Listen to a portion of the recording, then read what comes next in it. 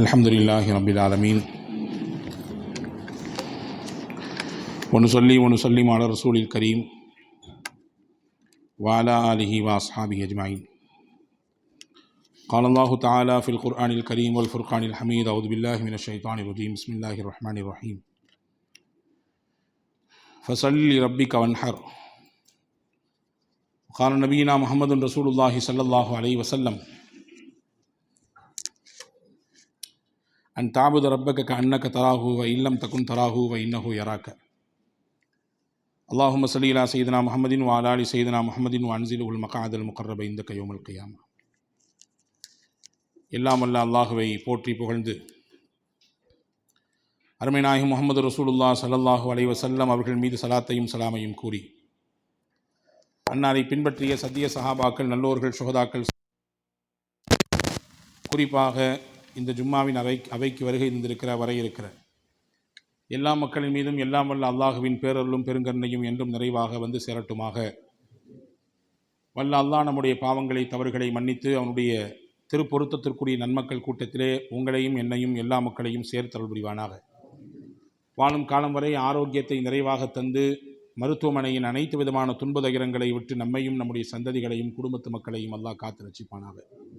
அல்லாஹுவின் திரு இமாம் காபா ஷரீஃபையும் அந்நலம் பெருமானார் ஸல்லல்லாஹு அலைஹி வஸல்லம் அவர்களின் புனிதமான ரவுதா ஷரீஃபையும் புனிதத்திற்குரிய பைத்துல் முகத்தஸையும் மீண்டும் மீண்டும் ஹஜ்ஜி உம்ரா ஜியாரா செய்வதற்கு நம் எல்லோருக்கும் அல்லாஹ் நசீபை தருவானாக. உலகை விட்டு மூச்சடங்கும் நேரத்திலே லா இலாஹ இல்லல்லாஹ் முஹம்மது ரசூலுல்லாஹ் என்ற கலிமாவை கூறி நம்முடைய ஆத்மாக்களை அல்லாஹ் கைப்பற்றி நாளை ஃபிர்தௌஸ் என்ற உயர்ந்த சொர்க்கத்திலே கண்மணி நாயகம் ஸல்லல்லாஹு அலைஹி வஸல்லம் அன்னவர்களின் தலைமையின் கீழே நம்மையும் நம்மை பெற்றவர்கள், நமக்கு கல்வி தந்தவர்கள், நம் முன்னேற்றத்திற்கு காரணமான அத்துணை மக்களையும் அல்லாஹ் ஜன்னத்துல் ஃபிர்தௌஸிலே ஒன்றிணைப்பானாக. ஆமீன் யா ரப்பல் ஆலமீன். கண்ணியத்திற்கும் மரியாதைக்கும் உரிய சகோதரர்களே, பாசத்திற்குரிய மூமின்களே, 2025ஆம் ஆண்டுக்கான ஹஜ்ஜி துவங்கி அல்லாஹுவின் அருளால் ஏகதேசம் உலகத்தின் பல பாகங்களிலிருந்தும் ஹாஜிகள் அல்லாஹுவின் இல்லத்தை சென்றடைந்து விட்டார்கள். துல்ஹஜ் மாதமும் பிறந்துவிட்டது. ரமதான் முடிந்து விட்டாலே அடுத்து முஸ்லிம்களின் எண்ணமெல்லாம் புனித ஆலயமாம் காபாவை தரிசிப்பதும் ஹஜ்ஜிக்கான வாய்ப்பை கிடைக்கப்பெறுவதும், இப்படியான சில நபர்களுடைய எண்ணங்கள். இன்னும் சிலர் அடுத்து உலுஹியாவுக்காக வேண்டி உண்டான ஏற்பாடு, குர்பானியை சிறப்பாக நிறைவேற்ற வேண்டும், அந்த அமலை அல்லாஹுவின் பேரருளால் மன தூய்மையோடு அதை சிறப்பாக செய்ய வேண்டும் என்பது போன்று உண்டான எண்ணம். ஹஜ்ஜுக்கும் குர்பானிக்குமான நாம் அன்றாடம் தொழக்கூடிய தொழுகைக்குமான ஒரு சிறு ஒற்றுமையை நாம் இந்த ஜும்மாவிலே பார்த்துவிட்டு குர்பானியிலே செய்யப்பட வேண்டிய மிக முக்கியமான சில விஷயங்களை மட்டும் நாம் இங்கே கவனத்தில் கொள்வோம். பொதுவாகவே எந்த ஒரு அமலாகட்டும், இஹ்லாசுன் நியத், மன தூய்மைக்கு இஸ்லாம் ரொம்ப முக்கியத்துவம் கொடுக்கிறது.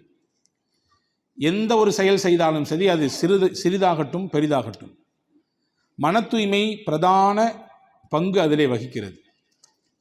எனவேதான் நாம் கடமைகளை நிறைவேற்றுகிறோம்.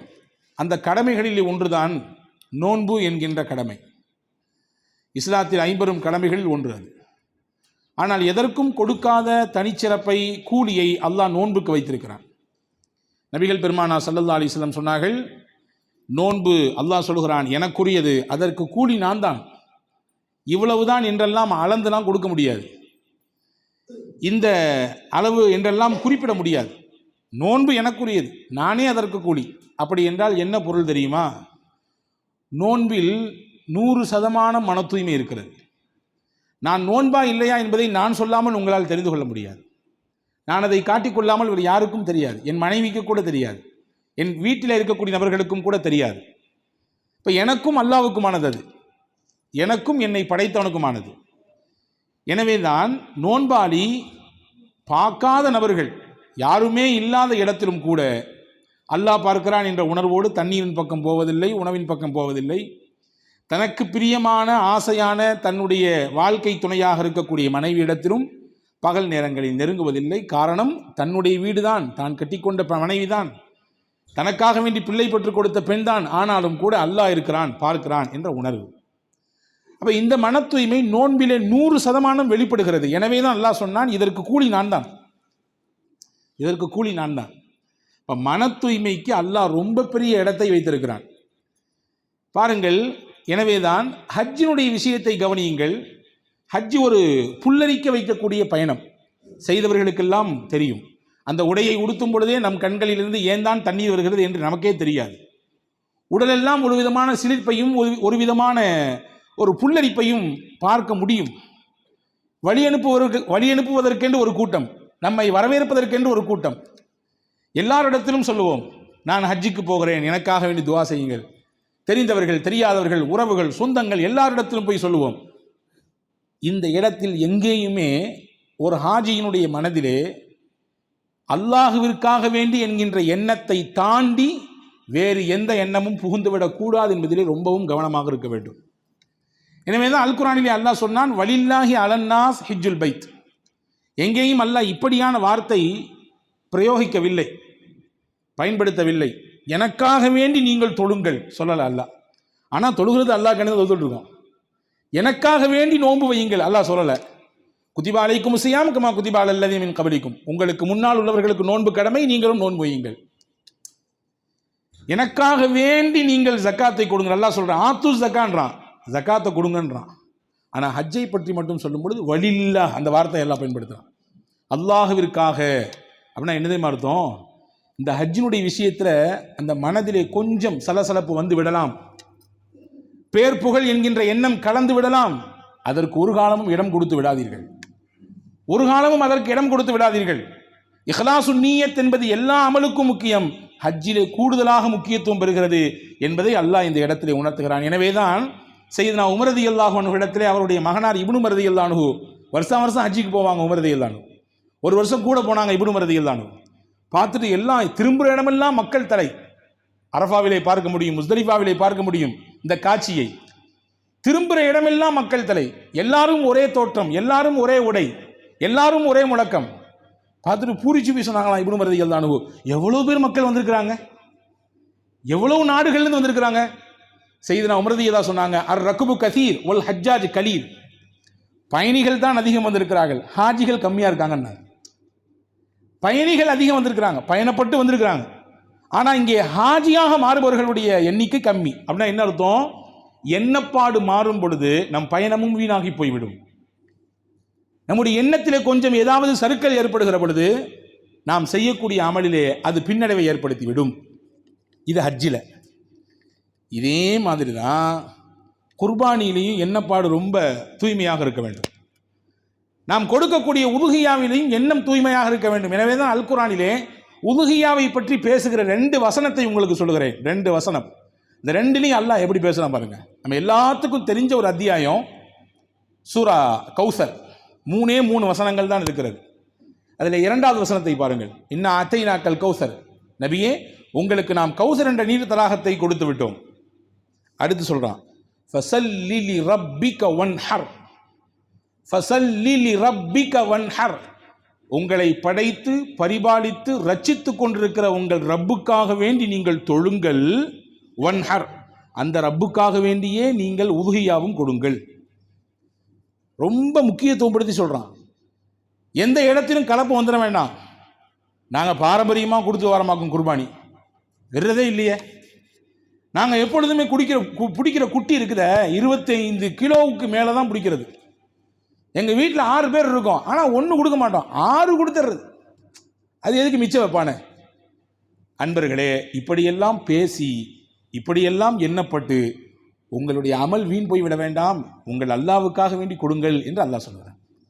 இன்னொரு இடத்துல பாருங்க, சூரா ஹஜ்ஜிலே அல்லாஹ் சொல்கிறான், லை யனாலல்லாஹ லுஹூமுஹா வலா திமாஉஹா வலாக்கின் யனாலுஹு தக்வா மின்கும். எல்லா இமாம்களும் ஓதக்கூடிய ஒரு வசனம் இது. குர்பானியுடைய காலம் வந்துவிட்டால் இந்த வசனத்தை நாம் திரும்ப திரும்ப கேட்டிருப்போம். ஆனால் திரும்ப திரும்ப கேட்டாலும் அதில் சொல்லப்படக்கூடிய செய்தி ஒரு செய்தி தான் நம்முடைய ஆழ்மனதில் இறங்கி விதைக்கப்பட்டு வெளிப்படுத்த வேண்டிய செய்தி. அல்லாஹ் நீங்கள் கொடுக்கக்கூடிய குர்பானியின் இறைச்சியை அவனிடத்தில் சென்று சேர்வதில்லை. அவனிடம் அந்த இறைச்சியினுடைய உடலிலிருந்து வெளிப்படக்கூடிய இரத்தம் சென்று சேர்வதில்லை. பின்ன என்னதான் போகுது? தக்வா மின்கும், உங்கள் உள்ளத்தில் இருக்கிற தூய்மையான எண்ணமும் இறையச்சமுமே அவனிடத்திலே போகிறது. நீங்கள் அறுப்பது நீங்கள், இறைச்சியை பங்கிடுவது நீங்கள், சொல்ல போனால் உண்வதும் கூட நீங்கள் தான். அதை அறுத்து 3 பங்காக நாம் கொஞ்சம் கொஞ்சமாக பங்கிட்டு, ஒன்றை நீங்களும் உங்கள் இன்னொரு பங்கை உங்கள் உறவுகளுக்கும் வேறொரு பங்கை உங்களுக்கு தெரிந்த ஏழை வாழைகளுக்கும் நீங்கள் கொடுக்கிறீர்கள். நீங்கள் தான் உண்ணுகிறீர்கள், நீங்கள் தான் அறுக்கிறீர்கள். அவனிடத்தில் இந்த இறைச்சியின் துண்டளவும் போவதில்லை, இந்த இறைச்சியிலிருந்து வெளிப்பட்ட இரத்தத்தின் துளியளவும் போவதில்லை. பின்ன என்ன போகுது? உங்க உள்ளத்தினுடைய எண்ணமும் இறையச்சமும் போகுது. கவனிக்கிறீங்களா? எனவேதான் பெருமானா ஸல்லல்லாஹு அலைஹி வஸல்லம் இப்படி ஒரு வார்த்தை சொன்னார்கள், இன்ன தம லயகஉ மினல்லாஹி பிமகானின் قبل أن يقع من الأرض. ரொம்ப அதி அற்புதமான வார்த்தை. இப்படி ஒரு வார்த்தையை உலகத்தில் யாராலும் சொல்ல முடியாது. முஹம்மது ரசூலுல்லாஹ்வால் மட்டும்தான் சொல்ல முடியும். நீங்கள் அறுக்கிற பிராணியிலிருந்து இரத்தம் வெளிப்படுகிறது. நீங்க கரெக்டாக அறுக்கிறீங்க, அறுக்கும் பொழுது அந்த பிராணியினுடைய உடலிலிருந்து இரத்தம் வெளிப்படுது. அறுத்த ஒரு சில மைக்ரோ செகண்ட்லேயே இரத்தம் வெளியே வந்துடும். வந்துச்சுன்னா அது கண்டிப்பாக தரையில் பட்டுரும். ரசூலுல்லாஹ் சொன்னாங்க, அது தரையில் படுவதற்கு முன்னால் உங்களுடைய குர்பானி அல்லாட்டு போயிடும். அப்படி என்றால் எவ்வளவு வேகமாக, எவ்வளவு சீக்கிரமாக உங்களுடைய அமல் அல்லாஹ்விடத்தில் அங்கீகரிக்கப்படுதுன்னு பாருங்க. எவ்வளோ நேரம் ஆகும்? நாம் வைத்த உடனேயே அறுபட்ட உடன் அடுத்த நொடியிலேயே இரத்தம் வெளிப்படுகிறது. அந்த இரத்தம் பூமியில் படுகிறது, தரையில் படுகிறது, நாம் வைத்திருக்கக்கூடிய பாத்திரத்தில் படுகிறது. ரசூலுல்லாஹ் சொன்னாங்க, அது தரைக்கு வர்றதுக்கு முன்னாடி உங்க அமல் அல்லாட்ட போய் சேர்ந்துருந்தாங்க. சொல்லிட்டு முடிக்கலங்க, இதுக்கு அடுத்து சொன்னது தான் ரொம்ப முக்கியமான செய்தி. ஃபதீபு பிஹா நஃப்ஸா, தூய்மையான மனசோடி கொடுங்கன்னாங்க. அவ்வளோதான். ரொம்ப சிம்பிளான அமல் இது. ஆனால் மனசுல என்ன மாறி போச்சுன்னா நீங்க கொடுத்து புண்ணியம் எல்லாம் போயிடும். எனவே ஃபதீபு பிஹா நஃப்ஸா, தூய்மையான மனதோடு அதை நீங்கள் நிறைவேற்றுங்கள். எந்த ஒரு கலப்பும் அதில் ஏற்பட்டு விட வேண்டாம் என்று நபிகள் நாயகம் ஸல்லல்லாஹு அலைஹி வஸல்லம் சொன்னார்.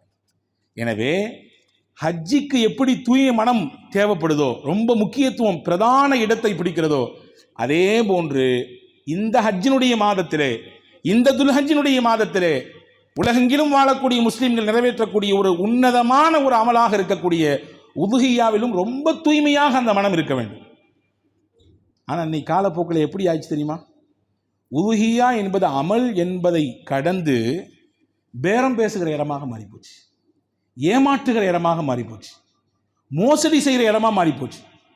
இங்கே 4000 ரூபாயா, பீகாரில் கொடுக்குறோம் 1000 ரூபா தான். கொடுக்குறீங்களா?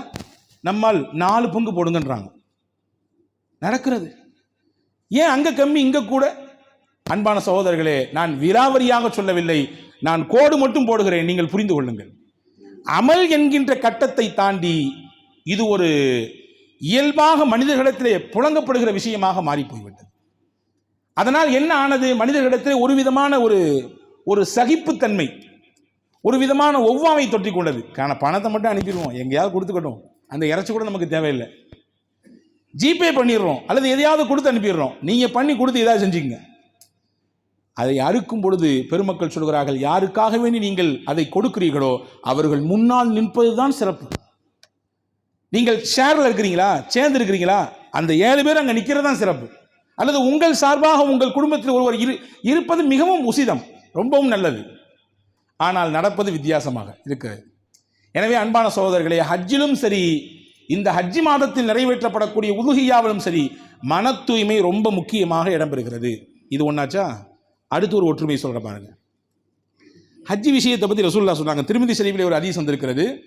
அலிநாயகம் ரலியல்லாஹு தஆலா அன்ஹு சொல்றாங்க, மல் மலக ஜாதன் வராஹிலத்தன் தபலுஹு இலா பைத்தில்லாஹில் ஹராம் ஃபலம் யஹுஜ்ஜ வலா அலைஹி ஐயமூத யஹூதியன் வலா நஸ்ரானியா.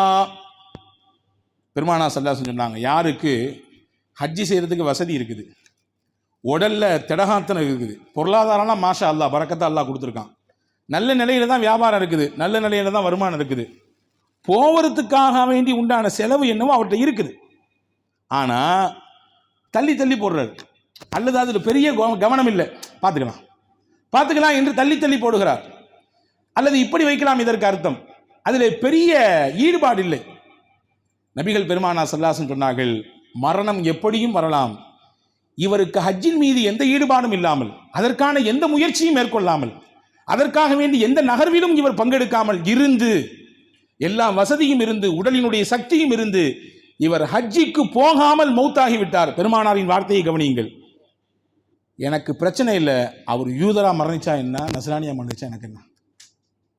எல்லாரும் முஸ்லீம் ஆகணும்னு நினச்சவங்க, எல்லாரும் ஈமானிய வட்டத்துக்குள்ளே வந்துடணும்னு நினச்சவங்க. فَلَعَلَّكَ بَاخِعٌ نَفْسَكَ عَلَى آثَارِهِمْ إِن لَّمْ يُؤْمِنُوا بِهَذَا الْحَدِيثِ أَسَفًا. சூரா கஹ்ஃப படித்து பார்த்தா தெரியும். அல்லாஹ் சொல்கிறான், நபியே ஏன் நீங்கள் ரொம்ப ரிஸ்க் எடுக்கிறீங்க? இவங்க ஈமானுக்கு வரணும், அவங்க ஈமானுக்கு வரணும், எல்லாருக்கும் இந்த ஈமானுடைய ஒளி கிடைச்சிடணும், பிரகாசமான இந்த இஸ்லாத்தின் ஜோதியிலே இவர்கள் ஐக்கியமாகிவிட வேண்டும் என்று நீங்கள் பிரயாசப்படுறீங்களே. இப்படி கவலைப்பட்டு நீங்கள் உங்களையே அழிச்சிக்க போல தெரியுத. கவலை மனிதனை உருக்கிவிடும் இல்லையா? பிள்ளைக்கு எப்படி கல்யாணம் பண்ணி கொடுக்க போறோம் தெரியலையே என்று கவலைப்படுகிறார், அதற்காக வேண்டி உழைக்கிறார். சில நேரங்களில் அந்த கவலையே அவருடைய இரவு தூக்கத்தை பறித்து விடுகிறது, அவருடைய சந்தோஷத்தை எடுத்து விடுகிறது இல்லையா? கவலை என்பது பெரிய நோய், பெரிய மனதிற்கு பாரத்தை தரக்கூடியது. ரசூலுல்லாஹ் பார்த்து அல்லாஹ் சொல்றான், நீங்க கவலைப்பட்டு உங்களை நீங்களே பலவீனத்துக்கு உட்படுத்திங்க போல தெரியுத, வேண்டாம நல்லா ஆறுதல் படுத்துறான். எல்லாரும் ஈமானிய வட்டத்துக்குள்ள வரணும்னு நினைச்ச நபி ஹஜ்ஜி செய்யறதுக்கு எல்லா வசதியும் இருந்து, எல்லா ஏற்பாடும் இருந்து, உடல்லையும் சக்தி இருந்து, ஹஜ்ஜி செய்யாம ஒருத்தர் மௌத்தா போயிட்டார்னா ரசூலுல்லாஹ் சொன்னாங்க, ஃபல அலை, எந்த பிரச்சனையும் இல்லை எனக்கு. அவர் யூதராக மௌத்தானா என்ன, நஸ்ரானியா மௌத்தானா எனக்கு என்ன. இது ஹஜ்ஜை பற்றி ரசூலுல்லாஹ் சொன்னாங்க. அடுத்து குர்பானியை பற்றி வருவோம். பெருமானா ஸல்லல்லாஹு அலைஹி வஸல்லம் இந்த ஹஜ்ஜி மாதத்தில் நிறைவேற்றப்படக்கூடிய குர்பானியை பற்றி என்ன பேசினார்கள்? வசதி இருக்கிறது, குர்பானி கொடுப்பதற்கு சக்தி இருக்கிறது, அவரால் தனிப்பட்ட முறையிலேயே குர்பானி கொடுப்பதற்கான ஆற்றல் இருக்கிறது. ஆனால் அவர் தனிப்பட்ட முறையிலும் கொடுக்கவில்லை, இணைந்து 7 நபர்களோடு சேர்ந்தும் கொடுக்க முன் வரவில்லை. அது யாரோ 4 பேர் நேர்ந்து வச்சிருக்கோம் ஊருக்கு, அவங்க கொடுத்துக்குவாங்க, நமக்கு என்ன இருக்குது அப்படின்னு சொல்லி பொடுபோக்காக அதை கடந்து போகிறார். பெருமானா ஸல்லல்லாஹு அலைஹி வஸல்லம் வார்த்தையை கவனிக்கணும். எல்லாரும் பள்ளிவாசலுக்கு வரணும்னு ஆசைப்பட்டாங்க, ரசூலுல்லாஹ் ஜமாத்தா தொழணும்னு ஆசைப்பட்டாங்க. முடிந்த அளவுக்கு ஜமாத்திலே பங்கெடுப்பது தான் சிறப்பானது, அதற்குரிய கூலியையும் சொன்னார்கள் இல்லையா? அதுலேயும் குறிப்பா என்னைக்கு பள்ளிவாசலுக்கு வாரமோ வரலையோ நம்மள நிறைய பேர் 2 பெருநாளைக்கு கரெக்டாக வந்துடுவாங்க, 2 பெருநாளைக்கு கரெக்டாக வருவாங்க. அதில் நிறைய வீட்டில் சண்டை வர நடக்கும், என்ன தொப்பியை காணோம், போன வருஷம் ரம்ஜானில் போட்டு தொழுதுட்டு வந்து தொப்பி எங்கே அப்படின்னு சண்டை நடக்கும் இல்லையா? இப்போ பெருநாளைக்கு தொழுகைக்கு பள்ளிவாசலில் கூடுதல் என்பது நம்முடைய மகிழ்ச்சியின் வெளிப்பாடு. அது இஸ்லாத்தில் 2 பெருநாள் இருக்குங்க, 2 முக்கியமான திருநாட்கள் இருக்குது. அது என்ன செய்கிறோம், அதை கொஞ்சம் யோசிச்சு பாருங்க. குளிப்போம், நல்ல புத்தாடை உடுத்துவோம், பள்ளிவாசலுக்கு தொழு வருவோம், அதுதான் நமக்கு பெருநாள். பள்ளிவாசலுக்கு தொழு வருவோம், எல்லாத்துக்கும் முசாபா கொடுப்போம், ஈத் முபாரக் சொல்லுவோம், அன்னைக்கு ஒரு நல்ல சாப்பாடு சாப்பிடுவோம். இதை தாண்டி மகிழ்ச்சி ஒரு பெருநாள் என்பது சில நேரங்களிலே நாம் ஈது பெருநாள், ஈதுல் ஃபித்ராக இருந்தால் ஏழைகளுக்கு ஃபித்ரா வழங்குவோம், ஈதுல் அல்ஹாவாக இருந்தால் நாம் கொடுத்த குர்பானியை எடுத்து அந்த இறைச்சியை பங்கிட்டு ஏழைகளுக்கு கொடுப்போம். 2 பெருநாள்லையுமே அடுத்தவங்களுக்கு உதவி செய்யறத ஒன்று வச்சிருக்கான் அல்லாஹ். அதே மாதிரி அல்லாஹ் வச்சிருக்கிறான். அல்லாஹுடைய ஏற்பாடு சந்தோஷத்திற்குரிய நாளாக இருந்தாலும் அல்லாஹ் மறந்துடாதையா, நீ இந்த சந்தோஷத்தை உனக்கு தந்தது அல்லாஹ் தான், இந்த மகிழ்ச்சியை உனக்கு கொடுத்தது அல்லாஹ் தான். எனவே அவன் நினைக்க வா, தக்பீர் சொல்லிட்டே வா, அல்லாஹ் அக்பர் சொல்லி உட்கார்ந்து நீ என்ன வணங்கு. இதுதான் பெருநாளினுடைய முக்கிய அமல். ரசூலுல்லாஹ் சொன்னாங்க, யாருக்கு வசதி இருந்து, மன் லஹு சஅத்துன் ஃபலம் யுதஹி ஃபலா யகுர்பன்ன முஸல்லானா, ஒரே வார்த்தையில் சொன்னாங்க, யாருக்கு வசதி இருந்து குர்பானி கொடுக்கறதுக்கு அவருக்கு சிந்தனையே இல்லை, அந்த மாதிரி தாட்டே வரல அவருக்கு. ரசூலுல்லாஹ் சொன்னாங்க, ஒரு பள்ளியாசுக்கு வர வேண்டாங்கன்னாங்க, நாம் தொழக்கூடிய இடத்திற்கு அவர் வர வேண்டாம். அப்படின்னா என்ன தெரியுமா அர்த்தம்? இதனுடைய மறை பொருள் எது தெரியுமா? அவருக்கு பெருநாளே இல்லைங்கன்றாங்க. அதான அர்த்தம். பெருநாள் என்றாலே தொழுகை தான். என்ன கேட்குறோம், பெருநாள் தொழுகை எத்தனை மணிக்கு? 7:30 மணிக்கு. பெருநாள் தொழுகை எத்தனை மணிக்கு? 7 மணிக்கு. நாங்கள் ஊர்லேருந்து வர வேண்டாமா, கொஞ்சம் 5 நிமிஷம், ஒரு 1/4 மணி நேரம் லேட்டாக வைங்களேன், ஒரு அரை மணி நேரம் முன்ன பின்ன வைங்களேன் சொல்கிறாங்களா இல்லையா? இப்போ பெருநாள் என்றாலே தொழுகை தான். ரசூலுல்லாஹ் சொல்கிறாங்க, உதுஹியா நீ கொடுக்கலையா, உனக்கு பெருநாளே இல்லைப்பா, தொழுகைக்கு நீ வர வேண்டாம்ன்றாங்க. அன்பான சகோதரர்களே, ஹஜ்ஜிக்குரிய ஒற்றுமையை நாம் இங்கே கவனிக்க வேண்டும். ஹஜ்ஜில் தூய்மையான மனம் இருக்க வேண்டும், குர்பானியிலும் தூய்மையான மனம் இருக்க வேண்டும். ஹஜ்ஜி செய்வதற்கு எல்லா வாய்ப்பும் இருந்து ஒருவர் அதை தள்ளி விடுகிறார், பின்னால் தள்ளுகிறார், பார்த்துக் கொள்ளலாம் என்று அசட்டையாக பொடுபோக்காக இருக்கிறார். மரணம் என்னைக்கும் வரும். ஆனால் பாருங்க, அல்லாஹ்வுடைய ஏற்பாடு தொழுகை மட்டும் டெய்லி இருக்குது. இன்னைக்கு விட்டா கூட நாளைக்கு கலா செஞ்சு தொழுகிறலாம். ஆனால் ஹஜ்ஜை விட்டோம்னா அடுத்த வருஷம் தான் போகணும். இந்த 12 மாதம் கேப்பில் என்ன நடக்கும்னு யாருக்குமே தெரியாது. 12 மாதம் என்ன, 12 மாதம் 12 நாளில் தலைகீழாயுது எல்லாமே. 12 நாளில் அப்படி தலைகீழாக மாறிடுது. அவரும் அப்படி ஆயிட்டாரு. அவருடைய வாழ்க்கை எப்படி தலைகீழ மாறிடுச்சு? அவருடைய கடையா இப்படி திவாலாகி போச்சு? போன வாரம் நல்ல ஓஹோன் ஆயுதா இல்லையா?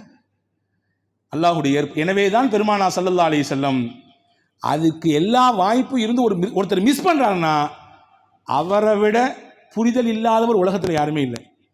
அவர் மிஸ் பண்ணான்னா அவருக்கு உள்ளத்தில் அதை பற்றி பெரிய மகத்துவம் இல்லை. அதனால் இப்படி எப்படியும் போயிட்டு போட்டுங்க. அதே மாதிரி சொல்கிறாங்க குர்பானியில், யாருக்கு வசதி இருந்து குர்பானி கொடுக்கலையோ அவர் பள்ளியாசுக்கு வர வேண்டாம், அவருக்கு பெருநாளும் ஒன்றும் கிடையாது அப்படின்ற மாதிரியான ஒரு தொனியிலே, ஒரு குரலிலே பெருமானா ஸல்லல்லாஹு அலைஹி வஸல்லம் சொல்வதை இங்கே நாம் கவனிக்க முடிகிறது. எனவே அன்பான சகோதரர்களே, இது 2 அமலையும் வைத்திருக்கக்கூடிய புண்ணியமான மாதம் தான் துல்ஹஜ் மாதம்.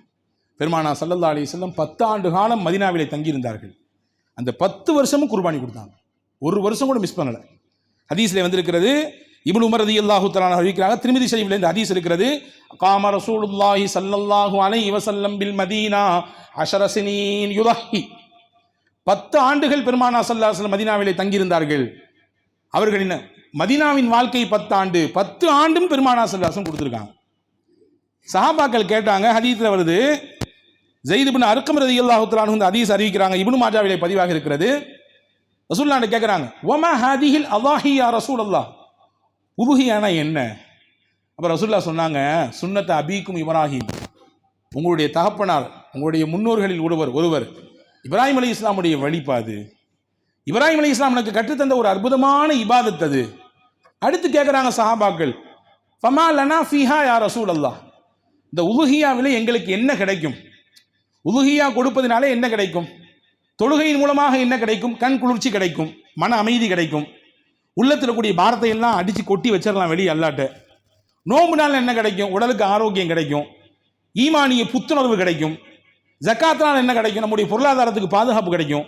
அதில் இருக்கக்கூடிய அழுக்கு அசுத்தம் எல்லாம் நீங்கிரும், நம்முடைய பொருளாதாரம் சுத்தமாயிரும். இது ஒவ்வொன்றுக்கும் பின்னாடி ஒரு காரணம் இருக்குல்ல. உலுஹியானால எங்களுக்கு என்ன கிடைக்குன்னு கேட்டாங்க சஹாபாக்கள். ரசூலுல்லாஹ் சொன்னாங்க, பிகுல்லி ஷஅரத்தின் ஹஸனா, நீங்கள் கொடுக்கும் பிராணியில் எத்தனை ரோமங்கள் இருக்கிறதோ அத்தனை ரோமங்களுக்கு பகரமாக அல்லாஹ் உங்களுக்கு நன்மையை தருவான், அந்த தோலுக்கும் நன்மையை கொடுப்பான் என்று பெருமானா ஸல்லல்லாஹு அலைஹி வஸல்லம் சொன்னாங்க. அப்போ ஒவ்வொரு ரோமத்திற்கும் பகரமாக எத்தனை ரோமம் என்று எண்ண இயலாது, அவ்வளவு நன்மைகளை உங்களால் அதன் மூலம் பெற்றுக்கொள்ள முடியும் என்று நபிகள் பெருமானார் ஸல்லல்லாஹு அலைஹி வஸல்லம் அவர்கள் சொன்னார்கள். எனவேதான் அந்த நன்மையை முழுசா நாம் அடையணுன்றதுக்காக வேண்டி ரசூலுல்லாஹ் தாங்கையால் தான் அறுத்திருக்காங்க. 10 வருஷமும் தாங்கையால் அறுத்திருக்காங்க. இந்த ஹதீஸ் ரொம்பவும் முக்கியத்துவம் வாய்ந்தது. எங்கேயோ கொடுத்து அனுப்பிட்டு அவங்க கொடுத்தாங்களா இல்லையான்னு எதுவும் தெரியாது, இந்த டேட்டில் கொடுக்க போகிறோன்ற செய்தியை மட்டும் வாங்கிட்டு அப்படியே நம்ம இருந்துடுறோம். அந்த இறைச்சியை கூட பங்கிட்டு கொடுப்பதற்கு நம்ம முன் வரல, அதை வாங்கி ஏழை ஏழைகளுக்கு ஷேர் பண்ணுறதுக்கு, அதை கொண்டு டிஸ்ட்ரிபியூட் பண்ணுறதுக்கு அதற்கான எந்த முயற்சி எடுக்கலை. இவர்கள் எல்லாம் இந்த ஹதீஸை கவனிக்க வேண்டும். ذبح ரசூலுல்லாஹி ஸல்லல்லாஹு அலைஹி வஸல்லம் பியதிஹி, தன்னுடைய திருக்கரத்தால் அறுப்பார்கள். அறுக்கும் பொழுது என்ன சொல்வார்கள்? ஹதீஸிலே வந்திருக்கிறது, பிஸ்மில்லாஹி அல்லாஹு அக்பர், அல்லாஹும்ம லக்க வ மின்க வ இலைக்க. யா அல்லாஹ், இது உனக்காக வேண்டி நீ தான் எனக்கு கொடுத்தாய், இதற்கான வசதியையும் வாய்ப்பையும் நீ தான் எனக்கு தந்தாய், நீ கொடுத்ததை உன் வழியிலேயே கொடுக்கிறேன். எனக்கு ஒன்றும் கூரையிலிருந்து பிடிச்சிக்கிட்டு ஒன்றும் வரலையே. பொருளாதாரம் இன்னைக்கு லெவல் நல்லா இருக்குது, பொருளாதாரத்தில் நான் உயர்ந்து நிற்கிறேன், எனக்கு நல்ல ஓஹோன்னு வியாபாரம் ஓடுது, என்னுடைய தொழில் தொட்ட இடமெல்லாம் தொடங்குகிறது, சிறப்பாக இருக்கிறேன். இது எல்லாம் நீ கொடுத்தது, எல்லாம் என்னுடைய சுயத்தில் வரலை, நீ கொடுத்தது. நீ கொடுத்ததை உனக்கே நான் தர்றேன். இந்த அர்த்தத்தை கொண்டு பெருமானா ஸல்லல்லாஹு அலைஹி வஸல்லம் கொடுப்பார்கள். கொடுக்கும் பொழுது சொல்வார்கள், யா அல்லாஹ், 2 ஆட்டை நான் தருகிறேன், ஒன்று எனக்கும் என் குடும்பத்திற்கும், வஅம்மன் லம் யுபஹி மின் உம்மதி, என்னுடைய சமுதாயத்திலே அதற்கான வசதி வாய்ப்பு இல்லாமல் ஏக்கத்தோடு இருக்கிறார்கள் எத்தனையோ மக்கள், அவர்களுக்கெல்லாம் பகரமாக நான் கொடுக்குறேன். நாங்கள் சொல்லலாம், நம்ம மேலே எவ்வளவு பிரியம் பாருங்க பெருமானாருக்கு. நான் ஒன்று கொடுக்குறேன், அது எனக்கும் என் குடும்பத்துக்குமானது. இன்னொன்று இருக்குல்ல, அது என்னுடைய உம்மத்தில் யாருக்கு கொடுப்பதற்கான வசதி இல்லையோ, கொடுக்க முடியாத தவிப்பு நிலையில் இருக்கிறார்களோ அவர்களுக்கெல்லாம் சேர்த்து கொடுக்கிறேன் என்றார்கள் நபிகள் நாயகம் ஸல்லல்லாஹு அலைஹி வஸல்லம் அவர்கள். எனவே அன்பான சகோதரர்களே, உதுஹியா என்பது ரொம்ப முக்கியமான ஒரு அமல். பெருமானா ஸல்லல்லாஹு அலைஹி வஸல்லம் அதை எப்படி வாங்க வேண்டும் என்கின்ற முறையை கற்றுக் கொடுத்தார்கள். எப்படியான பிராணியாக அது இருக்க வேண்டும், நல்ல கொழுத்த ஆட்டை வாங்குங்கள் என்றார்கள். நல்ல ரோமங்கள் அதிகமாக இருக்கக்கூடிய பிராணியை வாங்குங்கள் என்றார்கள். குறையில்லாததை வாங்குங்கள் என்றார்கள். நீங்கள் அதோடு இது கொஞ்சம் பழகுவதற்கான நேரத்தை எடுத்துக்கொள்ளுங்கள் என்றார்கள். நீங்கள் அறுக்கும் பொழுது முன்னால் நில்லுங்கள் என்றார்கள். முடிந்தால் உங்கள் கரத்தால் அருங்கள் என்றார்கள். உங்கள் கரத்தால் அறுப்பதற்கான வாய்ப்பு அல்லது பதட்டம் உங்களுக்கு இருக்கிறது என்றால் நில்லுங்கள். அங்கே நிற்கும் பொழுது உங்கள் உள்ளத்தில் ஒரு ஓரத்தில் ஈரம் கசிய வேண்டும். என்ன ஈரம் தெரியுமா? இப்ராஹிம் அலைஹிஸ்ஸலாமுக்கு வந்த அந்த நினைப்பு வர வேண்டும். தாம் பெத்து வளர்த்த பிள்ளையை கொடுக்கும் பொழுது எப்படி இருந்திருக்கும் அவருடைய உணர்வு, அவருடைய எண்ண ஓட்டம் எப்படி இருந்திருக்கும்? பெத்த பிள்ளையை கொடுக்கணும்னா அது சாதாரண வார்த்தையில சொல்லிட்டு புரிஞ்சு கடந்து போயிட முடியுமா? இன்னைக்கும் அது அடையாள சின்னமாக இன்னைக்கும் இருக்கிறதே. மக்காவிலே போகும்போதெல்லாம் காட்டுறாங்க, இதுதான் தபஹி இப்ராஹிம். இப்ராஹிம் அலைஹிஸ்ஸலாம் இஸ்மாயில் அலைஹிஸ்ஸலாமை அறுப்புறதுக்காண்டி கொண்ட போட்ட இடம் இந்த பாருங்க, மினாவுக்கு பக்கத்தில் இந்த இடத்துல இந்த இடத்துல தான் பர்டிகுலரா இப்ராஹிம் அலைஹிஸ்ஸலாம் கூட்டு வச்சிருந்தாங்க. இன்னஹாதா லஹுல் பலா உல் முபீன். அல்லாஹ் அல் குர்ஆனில் சொன்னான், நிச்சயமாக சோதனைகளின் உச்சகட்டமான சோதனை இது. ரொம்ப வருஷத்துக்கு பின்னாடி கிடைச்ச குழந்தைய நமக்காண்டி தர சொன்னோம், தந்துட்டாரு, அதுலேயும் அவர் வெற்றி பெற்றாரு. எனவே இதை நாம் ஏற்றுக்கொண்டோம், சொர்க்கத்திலிருந்து நாம் அனுப்பி வைத்தோம் மாட்டேன் என்று அல்லாஹ் சொல்கிறான். எனவே அன்பர்களே, இந்த உணர்வு உங்களுக்கு வர வேண்டுமானால் நீங்கள் அங்கே முன்னால் நிற்பது சிறப்பு. வாய்ப்பு இல்லை, அது வேற விஷயம். அதற்கான சூழல் அமையவில்லை, அது வேற விஷயம். தவிர்க்கிறது அது முடியலைன்னா கொஞ்சம் பின்வாங்கிறது வேற. ஆனால் எல்லா வாய்ப்புகளும் வசதிகளும் இருக்க நாம் அதை ஓரம் கட்டி வைத்துவிட்டு ஏதோ ஒரு சடங்காக சம்பிரதாயமாக அந்த இபாதத்தை நாம் மாற்றிவிடக் கூடாது என்பதிலே கவனத்தோடு இருக்க வேண்டும். முதல் விஷயம், குர்பானி நாம் விளங்க வேண்டியது 3 செய்தியை விளங்கணும். 1, இது அல்லாஹ்வுடைய அத்தாட்சி. குர்பானி என்ற அமல் இருக்கிறது அல்லாஹ்வுடைய அத்தாட்சி. காரணம் என்ன? இப்ராஹிம் அலைஹிஸ்ஸலாமுக்கு அல்லாஹ் இஸ்மாயிலுக்கு பகரமாக அல்லாஹ் கொடுத்தது சொர்க்கத்திலிருந்து. உமை யுஅல்லிம் ஷஆயிரல்லாஹ் ஃபஇன்னஹா மின் தக்வல் குலூப். யார் அல்லாஹ்வுடைய அடையாள சின்னங்களை கண்ணியப்படுத்துகிறாரோ அவருடைய உள்ளத்தில் இரையச்சம் இருக்கின்றதுக்கு அடையாளம். அல்லாஹ்வினுடைய நினைவை ஏற்படுத்தக்கூடிய விஷயத்தில் கண்ணியப்படுத்தணும், கண்ணியமா நடந்துக்கணும். அதனால தான் நம்ம சொல்றது உண்டு, தொப்பி தாடி இதுவெல்லாம் அல்லாஹ்வை நினைவுபடுத்தக்கூடிய விஷயம். அதில் உதாசீனமாக இருக்கக்கூடாது, அதை கண்ணியக்குறைவு நடத்தக்கூடாது, அதை தட்டி விட்டு போகிற மாதிரி நம்முடைய செயல்பாடுகளை அமைச்சிக்கூடாது. ஏன்னா அல்லாஹ்வை ஞாபகப்படுத்துது, அல்லாஹ்வுடைய நினைப்பை கொண்டு வருது, அல்லாஹ்வுடைய சிந்தனையை தருது. அதே மாதிரி தான் குர்பானி அல்லாஹ்வை ஞாபகப்படுத்தக்கூடிய ஒரு அமல், அல்லாஹ்வுடைய அடையாளம், அவன் இருக்கிறான் என்பதற்கான அடையாளம். அல்லாஹ் கொடுத்ததை தான் கொடுத்தார் இப்ராஹிம் அலைஹிஸ்ஸலாம், இல்லையா? 1 கண்ணியப்படுத்தணும். 2வது, குர்பானியின் மூலமாக அல்லாஹ் நமக்கு பாதுகாப்பை தர்றான். என்ன பாதுகாப்பை தர்றான்? சேதாரத்திலிருந்து அல்லாஹ் நம்மை பாதுகாக்கிறான், பெரும் சோதனைகளிலிருந்து அல்லாஹ் பாதுகாக்கிறான். முக்கியமான பாதுகாப்பு, நம்முடைய பாவங்களை எல்லாம் அல்லாஹ் அழிச்சு நமக்கு நாளை ஆகிரத்திலே பெருங்கொண்ட பாதுகாப்பை இந்த குர்பானி வழியாக தருகிறான். 3வது, குர்பானியில் கிடைக்கக்கூடிய முக்கியமான பாடம், ரொம்ப முக்கியமான பாடம், அல்லாவுக்குன்னு சொல்லிட்டா எந்த தயவு தாட்சண்யமும் இல்லாமல், எந்த யோசனையும் இல்லாமல், முடிவெடுக்கிறதுல எந்த தடுமாற்றமும் இல்லாமல் உடனுக்குடன் நான் செய்வேன் என்பதை உணர்த்துகிற இடம்தான் குர்பானி. யோசிச்சாங்களா இப்ராஹிம் அலைஹிஸ்ஸலாம்? கொஞ்சம் வீட்டில் மஷோரா பண்ணிட்டு வரேன்னு சொன்னாங்களா?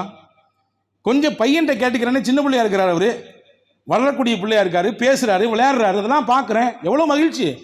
நம்ம பிள்ளைகள் விளையாடுவதை பார்க்கிறோம், பேசுவதை பார்க்கிறோம், அவர்களுடைய திறமைகளை பார்த்து பார்த்து நாம் புலகாங்கிதம் அடைகிறோம், ஆனந்தப்படுகிறோம். அந்த பருவத்தில் இருக்கிறார் இஸ்மாயில் அலைஹிஸ்ஸலாம். பிள்ளைக்கு ஒரு வார்த்தை கேட்டுட்டுமா? எதுவுமே சொல்லலை. அல்லாஹ் அல் குர்ஆன்ல பக்ரால சொல்றான், இது கால லஹு ரப்புஹு அஸ்லிம் கால அஸ்லம்து லிரப்பில் ஆலமீன். நாம் அந்த இப்ராஹிம் இடத்திலே சொன்னோம், கட்டுப்படுங்கள் என்றோம். அடுத்து ஏன் எதுக்குன்னு கேட்காம உடனே நான் கட்டுப்பட்டேன்னு சொன்னார். அவர் வைத்த பேர் தான் முஸ்லீம். இப்ராஹிம் அலைஹிஸ்ஸலாம் நமக்கு வைத்த பேர் தான் முஸ்லீம். சம்மாக்கும், அல்லாஹ் குர்ஆனிலே சொல்கிறான், உங்களுக்கு அவர்தான் பெயர் வைத்தார் முஸ்லீம் என்று. எனவே கட்டுப்படுதல் என்பதை கற்றுத்தருகிற இடம் குர்பான். நான் சொன்னேன்ல, சடங்கு சம்பிரதாயம் கிடையாது. இது ஏதோ யாராவது ஒருத்தர் கொடுத்து விட்டு அதை கழிச்சு போற விஷயம் கிடையாது. நம்ம கணக்கு முடிஞ்சிங்க, நம்ம கடமை முடிஞ்சிங்க என்று துண்டை உதறி தள்ளிவிட்டு போகக்கூடிய விஷயம் கிடையாது. இது பெரிய பாடத்தையும் பெரிய பக்குவத்தையும் தரக்கூடிய ஒரு மகத்தான அமல் தான் குர்பான். எனவே இந்த செய்தியை நமக்கு கொடுக்கணும். இந்த குர்பான் அல்லாஹ் சொல்லிட்டான்னா அல்லாஹ்வுடைய நபி சொல்லிட்டாங்கன்னா ஏன் எதுக்கு எந்த கொஸ்டினும் கிடையாது, எந்த கமெண்ட்ஸும் கிடையாது, உடனே நான் அதை ஏற்றுக்குவேன். ஆனால் இன்னைக்கு மனசு வர்றது இல்லையே. அல்லாஹ் ரசூலை பின்னுக்கு தள்ளிவிட்டல்லவா நம்முடைய மன இச்சைக்கும் நம்முடைய ஆசைக்கும் நம்முடைய அந்தஸ்துக்கும் நம்முடைய அந்த சமுதாயத்தில் நமக்குன்னு ஒரு மதிப்பு இருக்கு, அதுக்கு முக்கியத்துவம் கொடுக்குறோம் இல்லையா? ஆனால் இதுவெல்லாம் உண்மை அல்ல.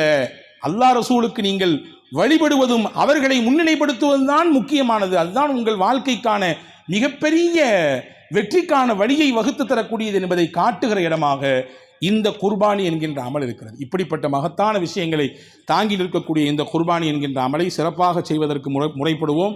முறைப்படுத்தப்பட்ட விதத்திலே செய்வோம். எந்த அசட்டையும் எந்த கோளாறுகளும் ஏற்படாத விதத்திலே நம்முடைய குர்பானி அமலை பாதுகாத்துக் கொள்வோம். நான் ஏன் இந்த வாரமே இதை நான் எடுத்தேன் என்றால், நான் அடுத்த வாரம் பேசணும் தான் ஆசை இருந்தாலும் ஒரு வாரம் கேப் இருக்குது. இந்த விஷயங்களை நம்முடைய மக்களுக்கு சொல்லிவிட்டால் இது சார்ந்த ஒரு புரிதலோடு அந்த குர்பானி விஷயத்திலே எல்லாரும் புரிதலோடு தான் இருக்கும். அதில் எந்த குறையும் இல்லை. நிறைய புரிதல் இருக்குது நம்மள்கிட்ட, மாஷா அல்லாஹ். ஆனால் கூடுதலாக நமக்கும் பொறுப்பு இருக்கு அல்லவா, கடமை இருக்கிறது அல்லவா, அதை சொல்லும் பொழுது உள்வாங்கிக் கொள்வார்கள் என்ற எண்ணத்தில் தான் உங்களுக்கு நாம் இதை வெளிப்படுத்தினோம். வல்ல அல்லாஹ் சிறப்பான சிந்தனையோடு நல்லமல் செய்யக்கூடிய வாய்ப்பை அல்லாஹ் நமக்கு தருவானாக. குறிப்பாக இவ்வாண்டு ஹஜ்ஜுக்கு செல்லக்கூடிய எல்லா ஹாஜிகளுடைய ஹஜ்ஜையும் மக்பூலாக மபரூராக ஒப்புக்கொள்ளப்பட்ட விதத்திலே அல்லாஹ் அமைத்து தருவானாக. வரக்கூடிய வருடங்களிலே அல்லாஹ் நமக்கும் இந்த ஏழைகளுக்கும் இந்த நசீபை அல்லாஹ் தருவானாக. யார் யாரெல்லாம் ஹாஜிகளுக்கு துணை நின்றார்களோ, ஹாஜிகளுக்கு பக்கபலமாக இருக்கிறார்களோ, எந்தெந்த ரீதியிலே அல்லாஹ் அவர்களுக்கும் பன்மடங்காக அல்லாஹ் தன்னுடைய நன்மையை திருப்பி கொடுப்பானாக. நாம் செய்ய இருக்கக்கூடிய குர்பானி என்கின்ற அமலை லேசாக்குவானாக. அதே போன்று நாம் செய்த பிறகு அந்த அமலை பரிபூர்ணமான முறையிலே அங்கீகரித்து அருள் புரிவானாக. வாழும் காலம் வரை நம்மை பிறருக்கு பயன் கொடுக்கக்கூடிய விதத்திலேயே வைத்திருப்பானாக. நம்மால் பயனில்லை என்கின்ற ஒரு சூழல் வருகிற பொழுது அல்லாஹ் நம்மை அழைத்துக் கொள்வானாக. வாஹிர் தாவான் அல்ஹம்துலில்லாஹி ரப்பில் ஆலமீன். அஸ்ஸலாமு அலைக்கும். அன்பான சகோதரர்களே, தொழுகைக்கு பிறகு இன்ஷா அல்லாஹ் இவ்வருடம் சிறப்பான ஒரு மகிழ்ச்சியான செய்தி என்னவென்றால்,